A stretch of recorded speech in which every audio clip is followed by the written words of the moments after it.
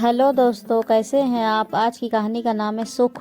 सुबह सुबह अपने बेटे प्रमोद को रसोई में खटर पटर करते देखकर कमला जी ने हैरानी से पूछा, तू यहाँ रसोई में क्या कर रहा है। प्रमोद बोला, माँ, अंजलि के पेट में थोड़ा दर्द हो रहा है तो उसके लिए चाय बना रहा हूँ। लेकिन तुझे कहाँ चाय बनानी आती है, पहले कभी बनाई भी है जो आज चला है पत्नी के लिए चाय बनाने। कमला जी ने तंज कसते हुए कहा।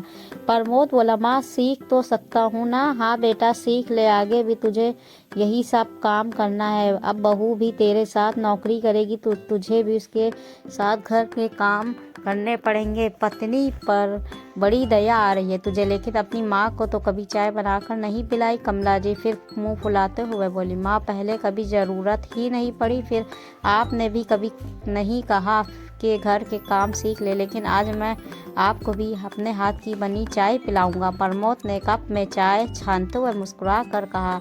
कमला जी को फिर भी हजम नहीं हो रहा था कि उनका बेटा पत्नी के आने के बाद इतना बदल गया। दीनानाथ जी भी माँ बेटे की बहस सुन रहे थे, लेकिन चुपचाप अखबार लेकर बैठ गए। कमला जी भी उनके पास आकर बैठ गई। अपनी पत्नी को असमंजस में देखकर वो पूछ बैठे, क्या हुआ कमला जी, ये मुंह क्यों बना रखा है आपको। तो हमेशा मेरा मुंह ही बना ही लगता है जी। अपने बेटे को देखो जरा, जोरू का गुलाम बनता जा रहा है। आज से पहले कभी रसोई में कदम तक नहीं रखा, आज पत्नी के लिए चाय भी बना रहा है। हाँ तो अच्छा ही है ना, जो काम मैं नहीं कर सका वो हमारा बेटा कर रहा है। कमला जी प्रश्नवाचक दृष्टि से अपने पति की ओर देखने लगी। कौन सा काम, यही जोरू का गुलाम बनने का काम।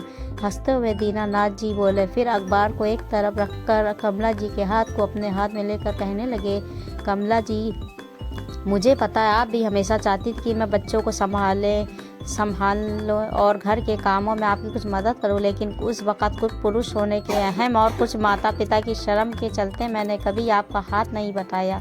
आज मुझे इस बात का पछतावा भी होता है कि मैंने कभी आपका मन नहीं समझा, लेकिन हमारा बेटा प्रमोद अपनी जिम्मेदारी समझता है तो हमें भी तो खुश होना चाहिए। आपको तो मैंने कभी ये सुख नहीं दिया, लेकिन हमारी बहू को तो हमारा बेटा ये सुख दे रहा है।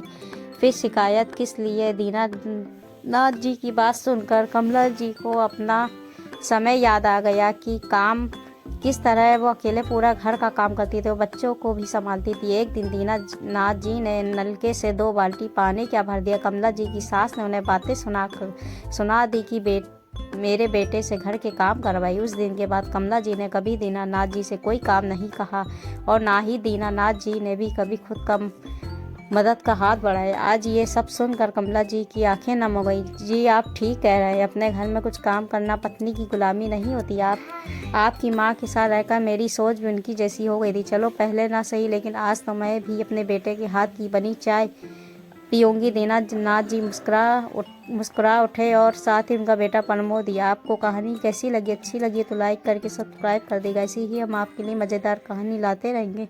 अब हमको इजाज़त दी है एक नई कहानी के साथ। अल्लाह हाफिज़।